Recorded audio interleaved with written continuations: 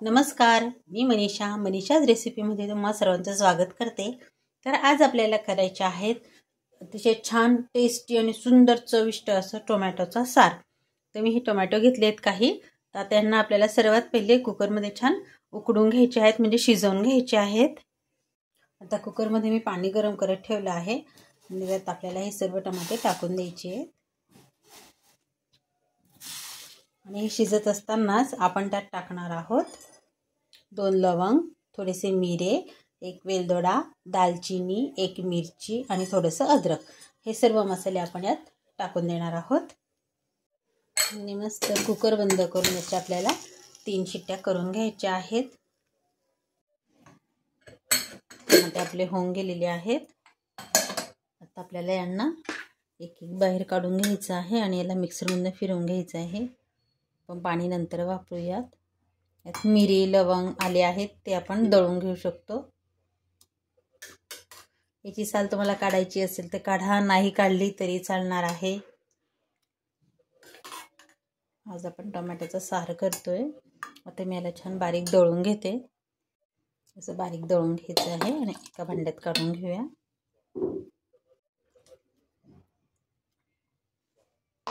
आणि हे पाणी पण आपण सारामध्ये टाकून देणार आहोत।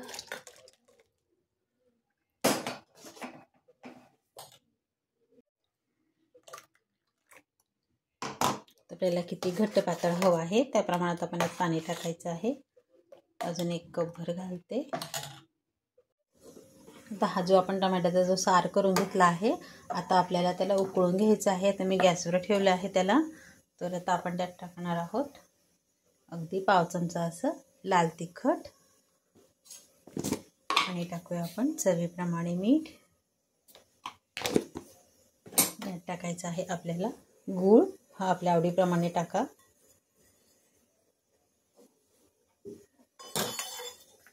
आणि यात आपल्याला अजून टाकायचं आहे अगदी अर्धा चमचा अशी मेथी पावडर आणि अर्धा चमचा भाजलेले जिरेचं पावडर। आणि हे छान आता आपल्याला उकळी करून घ्यायची आहे। आता टोमॅटोचा सार आपला छान उकळून गेलेला आहे, पूर्णपणे तयार झालेला आहे। आता आपल्याला त्यावर एक छान असा तडका द्यायचा आहे, तो आपण देऊया।